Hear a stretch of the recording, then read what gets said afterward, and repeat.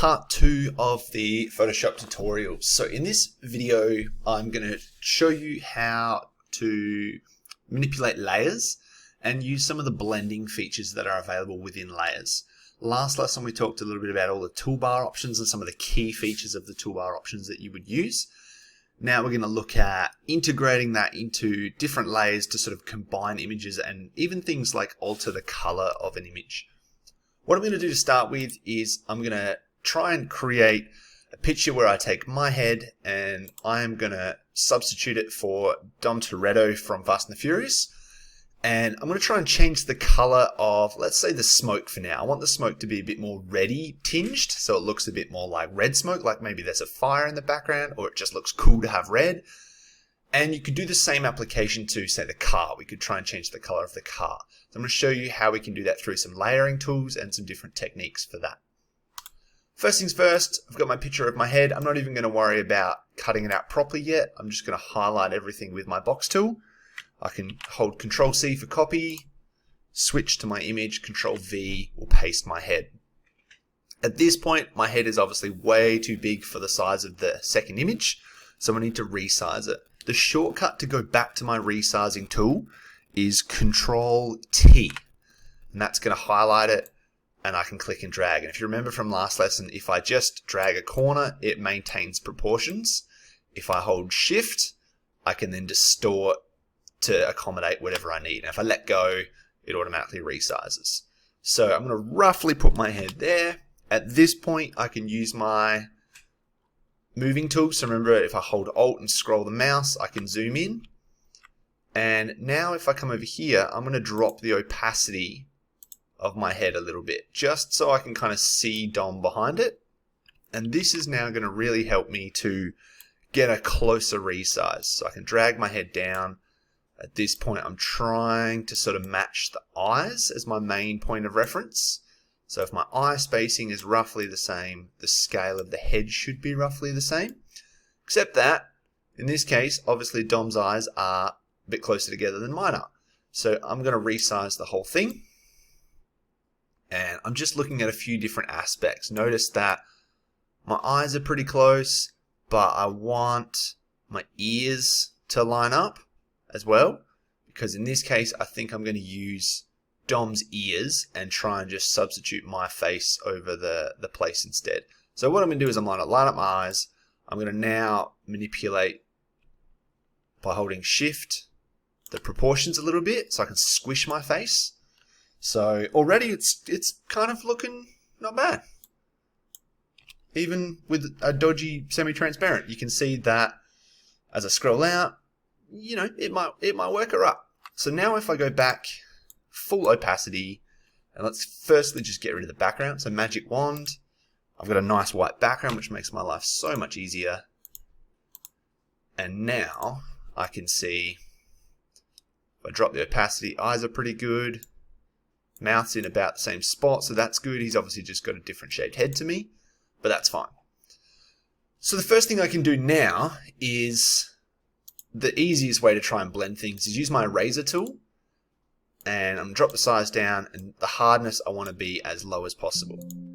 And if I scroll in a little bit, now what I can do is drop the opacity just so I can kind of see Dom's outline, and I'm just going to go along the edge and basically erase my face, because I'm on this layer, to try and match the borders of Dom's face. So I've just taken off all the excess part of the image that I don't need. So while we're here, you'll notice I've now got two layers. I can rename, so if I double click, I can say this is my face, and this is just a background image. And if I want, I can reorder this, so I can just click and drag, and it's now going to put that behind, which is kind of useless in this case. I've got my other things like the opacity tool you've already seen. The blending we're going to do soon, so you'll see that. As soon as I've trimmed my face a little bit more, I'll do some blending tools. Next, I'm going to get rid of the hair on me, because Dom doesn't have any hair. It's going to look a bit weird if I have hair in the middle of his forehead. So I'm going to delete my hair. And because, as I said, I'm going to keep his ears, I'm just going to go along the edge of my face, basically tracing Dom's outline. I'm going to go on this side as well. Just tracing Dom's face to try and blend it as much as possible. And then if I just do a couple of little tweaks, square things up a little bit. Now if I increase the opacity back, it's a couple of small things. It's not great. I can do a slight rotation just because his face doesn't quite look like it's in the right spot for me. I'm going to tweak those ears a little bit. In fact, I'm going to take off the edge of my head because there's that dark shade. And so now we've got, at a glance, maybe passable, but ultimately a pretty dodgy shot of... Oh, I've actually still got a fair bit in my beard. Pretty dodgy shot. So let me actually drop it all the way down, and now I can just trace Dom's jawline. And in fact, I'm going to take a larger chunk of his jawline so we see the border. And then crank the opacity back up. A little bit better. Now we can start to experiment with some of the blending tools. So there's a few ways that we can do this. We can right click and we can go blending options. Or in this case, if I've got this layer selected, it already gives me my blending options there. So you've got a few different options on how you access it. One of the things about right clicking is it gives you a nice little menu bar. And there are a few different tricks. So for example, the outer glow, inner glow is really good for things like fonts. So if you create a font as a layer, I can give it an outer glow. And basically exactly as it says, it looks stupid here. I can create an outer glow that's green. I can mess with the opacity and it just outlines something. So you can create like a cool outer border on a text or an image or something like that if you want to. Inner glow, much the same, but instead of going from the edge of the image out, it goes from the edge of the image in. Pretty much, yeah, exactly as it says. If I go into blending options, this is where I'm using different tools to try and blend this layer into another layer.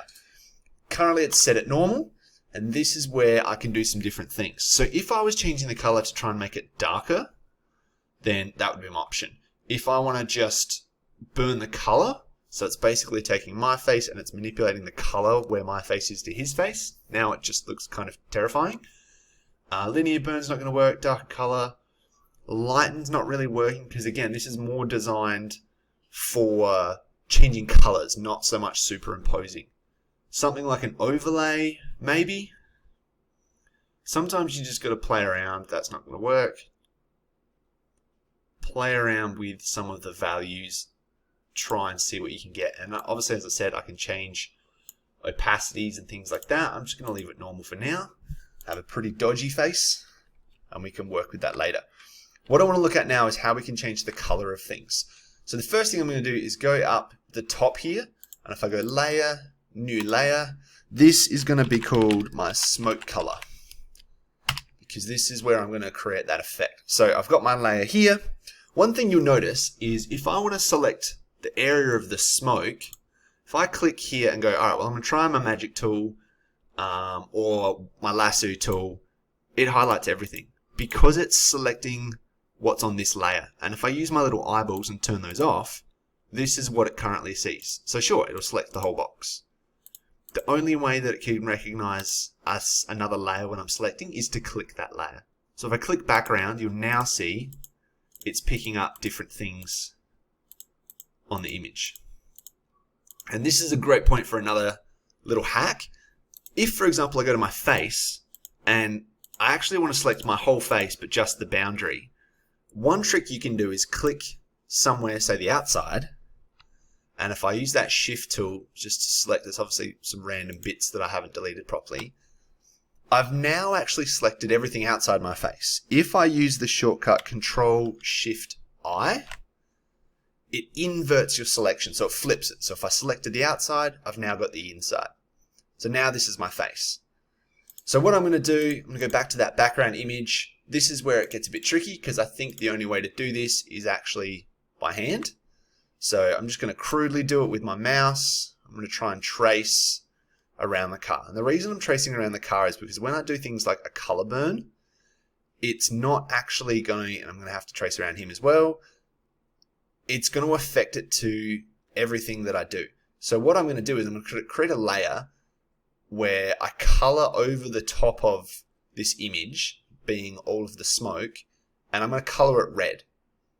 And then from that point, if I use a blending tool, such as color burn or darken or lighten, we'll see which one comes up best, it's then going to do some fanciness and basically blend the two together. And remember, I have to go all the way around the outside, get back to the start, done.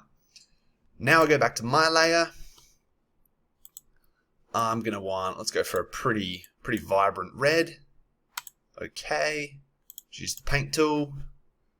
Nice. So now I've just got a dodgy red background. Oh, I missed a bit on the outside. Let's cheat and crop the whole thing. Crop tool. Crop it in. Done.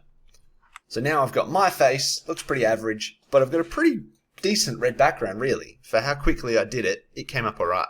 But that's not what I wanted. I wanted red smoke. So now if I go here and I look at my blending options, we can see lighten's pretty close. Darken, real good. That creates a nice, real dark. Dissolve, no good. Multiply, pretty similar, really. Color burn, again, pretty similar. That's not going to do it. Overlay. You can just sort of look at which creates the best color. So do I want more of a pinky? I think I quite like the darken, that real dark image. So I'm going to do that. But if I go back to my options, I can now do a few manipulations. So if I tweak the opacity, you can see I'm changing the tint a little bit. So slightly reddish. Remember, it was like pure gray here. Now it's got a red tinge. Or if I go real dark, I create quite a nice red effect. And I can just mess with those values. So for example, say I've got it red. I can also experiment at this point too, because I've got a layer that I've selected, which if I turn everything else off, this is what I'm looking at. This is what I'm changing the color of. So if I just go to my paintbrush and go, you know what, I don't want red. I actually want maybe like a neon green color. And let's paintbrush it. I can now have green smoke. Or I might actually want to darken the smoke and go, well, let's make it black. And see the difference? I've darkened it. And that's only at 64 opacity. So I could actually make it much, much darker if I really wanted to. Or conversely, maybe I wanted to make the smoke lighter. So this is what it looks like now. If I turn the opacity up a little bit, notice I'm on darken, so that's not going to do it. But if I now go to lighten and drop the opacity down, I can create this lighter smoke effect in the background. So this is what it used to look like. This is what it looks like now. And I can tweak that. I can go really, really light. I can do the same thing with the color. So maybe I wanted purple smoke. I can make it lighter purple smoke, or I can go, I want a dark purple smoke. And the more I darken it, the darker it's going to get. I think red was the way to go. So that's looking at different layer features. And as I said, I can manipulate these, so I can move the orders around. In this case, it's not actually going to show you anything good because they just hide each other. But the ordering of the layer is important depending on what you want on top. My face is here. I could drop the opacity a smidge to try and make it look slightly better. It doesn't really in this case. And there are other tools. There are definitely better strategies to create a more authentic face swap here than what I've done. This is just the basic version, which is what this tutorial is all about. So feel free to experiment with more advanced features to create a better look. You can end up with some really great examples of like really authentic Photoshopped faces. But this is just basically using layers and using some of those blending options that we talked about over here. So remember, there's a tab for it, or you can just right click and use blending options here.